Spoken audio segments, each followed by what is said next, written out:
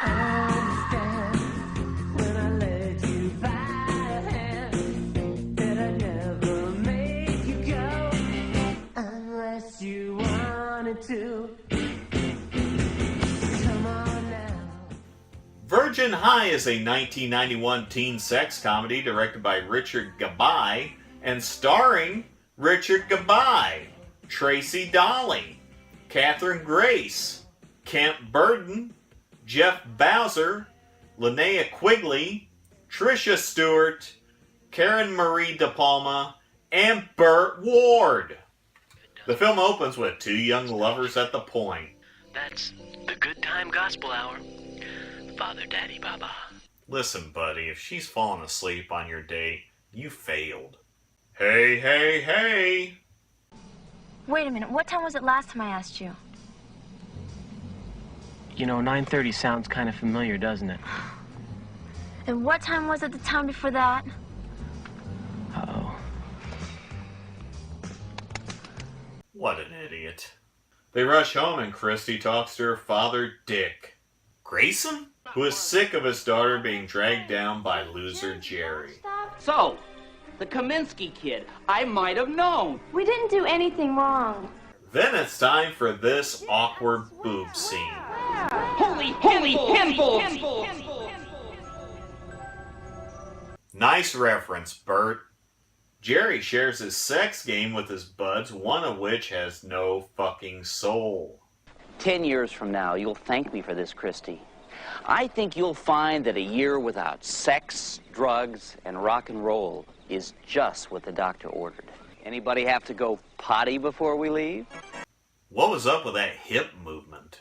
They meet with the head sister and then Christy meets Kathleen, the head of the dorm, says also running a protection racket, and gets the room with Teresa and Melanie, who I'm not sure who is who and are forgettable characters. As we continue introductions at Virgin High, we meet the 24-hour security guard Derek, who is an asshole pointer.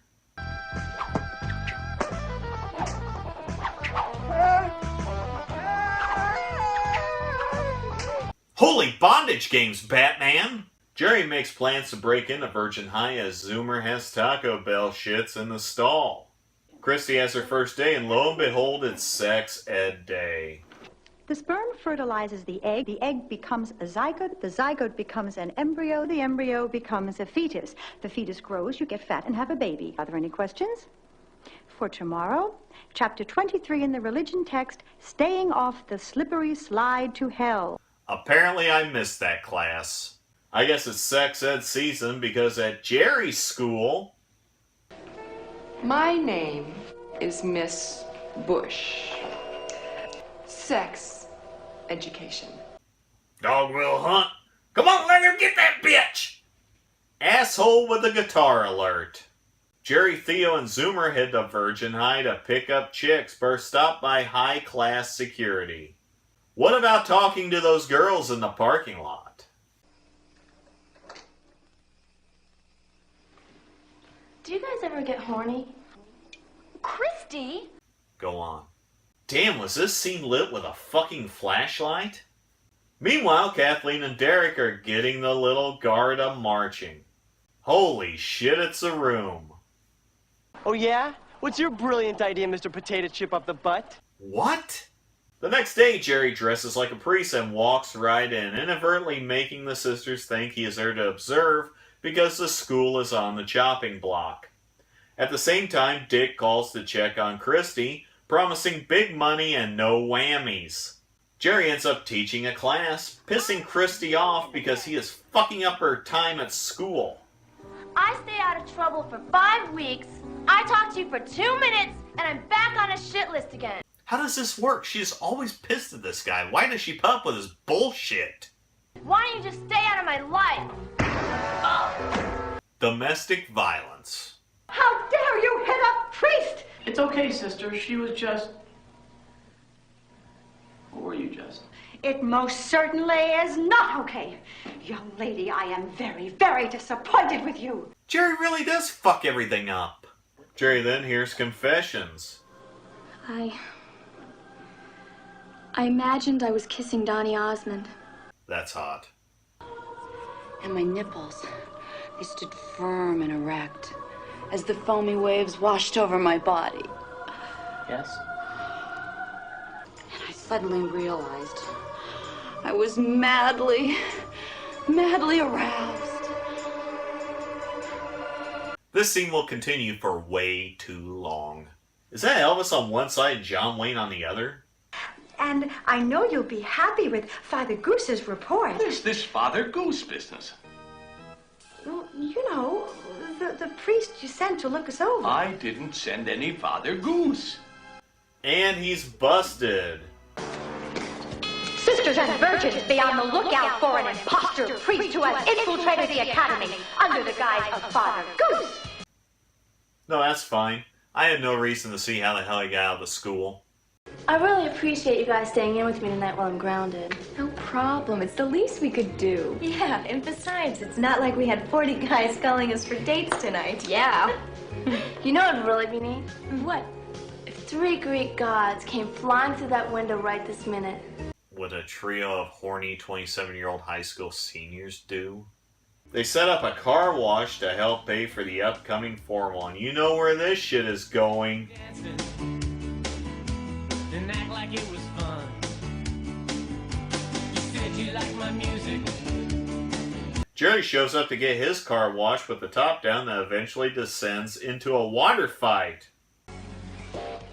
That does it, Murphy. You're a ghost at this school.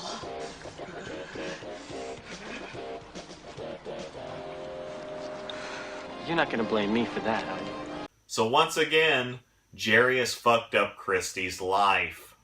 Somewhere around here I have that Batman figure it's sitting on Burt Ward's desk from the merchandising juggernaut that was Batman 1989. Dick has set up a date for Christie because her taste in men sucks.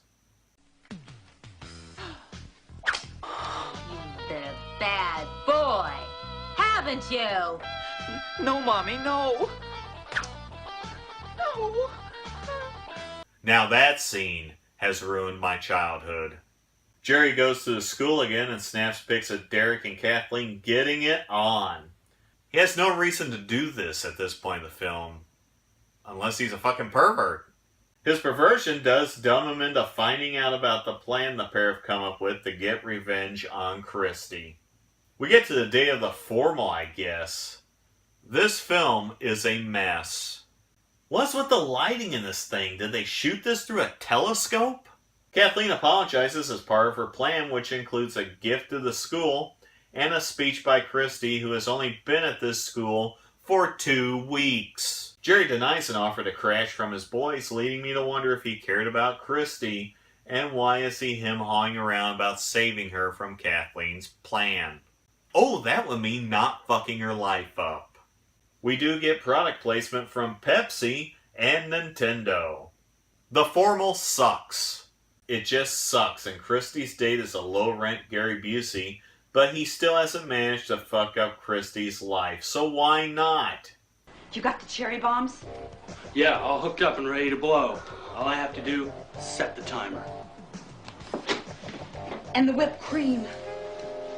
I can't wait. Cherry bombs and whipped cream are part of this plan? Jerry does show up after saying he wasn't. Don't worry, we won't get any explanation to why he changed his mind. Oh, Dick, isn't this romantic? It reminds me of our very first date. We went to Arby's on our first date. What's wrong with first dates at Arby's? There's like 10 people here. Why is it taking so fucking long for him to find her? Apparently Jerry hid a sign in his pants. Dick gives the school that big check and oh shit, it's a bomb! Because the academy has been such a special place for us to go to school, the senior girls would like to dedicate a small token of our esteem to the academy. Once again, you've only been there for 2 weeks. The gift is exposed and, oh dear, it's porn. Dick freaks out and takes back his check, demanding Christie get back so they can leave.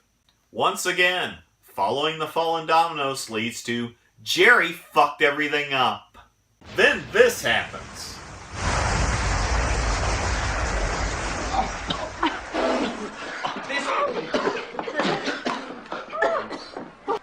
This wouldn't go beyond here, would it? Hey, who did that? You have nothing to worry about, sir. We all have our responsibilities. That's blackmail. And it works! Jerry and Christy get together until he fucks up her life yet again and she gets sent to Greenland.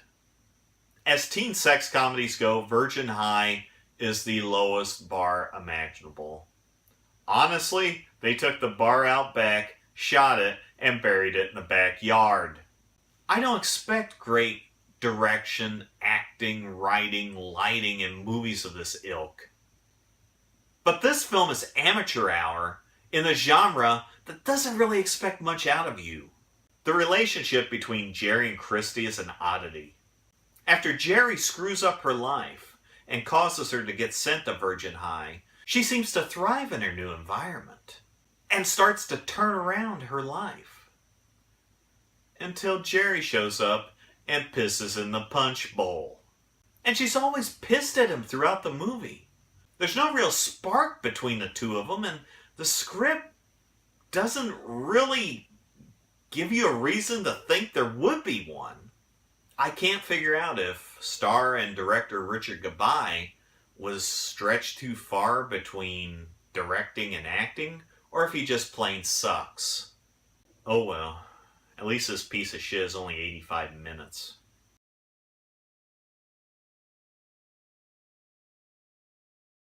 She needs a year away from the influence of sex, drugs, and... what's the other thing?